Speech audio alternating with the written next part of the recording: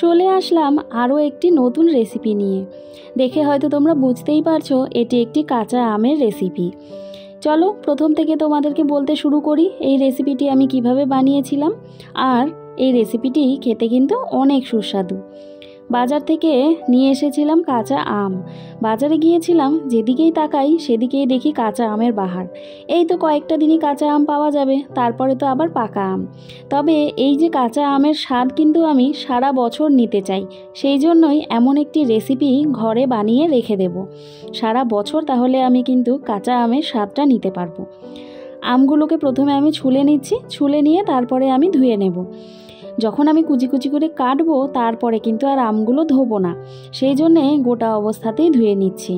আর আমগুলো কেটে নিয়ে আমি জলের মধ্যে রেখে দিলাম, না হলে কিন্তু কালো হয়ে যাবে, সেই জন্য এবারে খুব সুন্দর করে কচলে কচলে আমগুলোকে আমি ধুয়ে নিচ্ছি। নিয়ে তারপরে বাকি কাজগুলো শুরু করব। যে কোনো রান্নাবান্না করার আগেই কিন্তু সবজি হোক বা যে কোনো জিনিসই হোক খুব ভালো করে ধুয়ে নেওয়া উচিত। সেই জন্য আমগুলোকে ভালো করে ধুয়ে নিলাম। এইবারে দেখুন আমি কাটতে শুরু করলাম। সুন্দর করে আমি এই যে ঝুড়ো ঝুড়ো করে কেটে নিচ্ছি। আপনারা কিন্তু আপনাদের ইচ্ছে মতো যে কোনো শেপের কাটতে পারেন। আরও একটি নতুন পদ্ধতিতে আমি কেটে নিচ্ছি, সেটিও না হয় আপনাদের দেখিয়ে দিচ্ছি।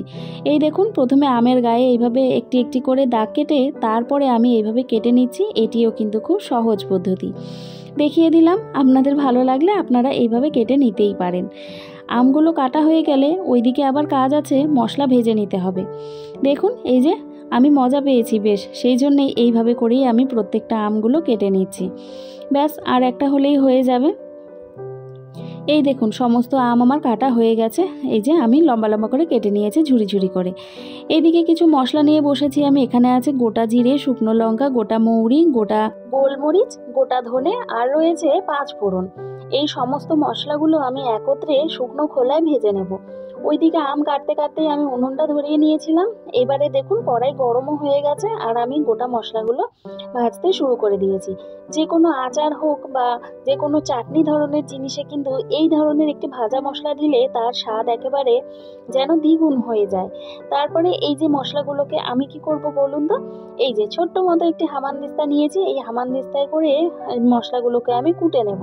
আরও একটি কথা আপনাদের জানিয়ে রাখি, আপনারা কিন্তু এই কাজটি একটু গরম গরমই করবেন, তাহলেই কিন্তু ভালো রকমভাবে মশলাগুলো কোটা হবে, না হলে কিন্তু হতে চাইবে না।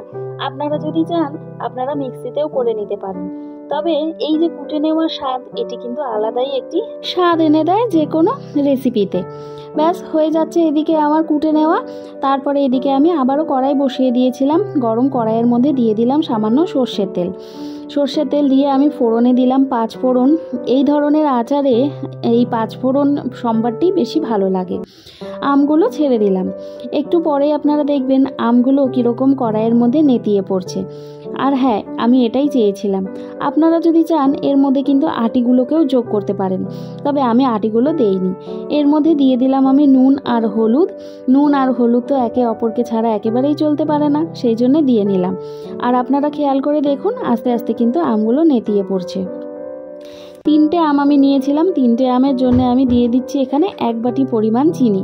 3টে আমের জন্য 1 বাটি পরিমাণ চিনি অবশ্যই লাগতো। আর দেখুন আম থেকে এখন কিন্তু জল ছাড়তে শুরু করেছে। জলটা শুকিয়ে নিতে হবে পুরোটাই। আর যতক্ষণ না জল শুকোচ্ছে ততক্ষণ এইভাবে নাড়াচাড়া করেই যেতে হবে। নাড়াচাড়া কিন্তু বন্ধ করবেন না, তাহলে কড়াইতে লেগে যাওয়ার সম্ভাবনাও থেকেই যায়। আপনারা খেয়াল করে দেখুন আস্তে আস্তে কিন্তু আমের এই রঙটা পাল্টাতে শুরু করেছে। যখনই দেখবেন একটুখানি কালচে হয়ে আসবে, ঠিক সেই সময়ই আপনারা ওই যে মশলাটা যে ভেজে রেখেছিলাম সেই ভাজা মশলা উপর থেকে ছড়িয়ে দিয়ে বেশ ভালো করে নাড়াচাড়া করে আমের সাথে আর মশলাকে একেবারে ভালো করে মিশিয়ে নেবেন।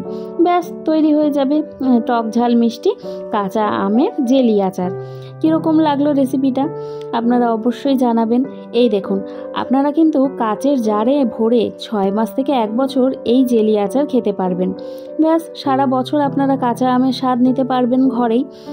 আমি এখানে জারের বদলে একটি বাটিতে করে তুলে নিচ্ছি। আপনারা অবশ্যই জারে করে, তবে ঠান্ডা করে কিন্তু ফ্রিজে ভরে রেখে দেবেন।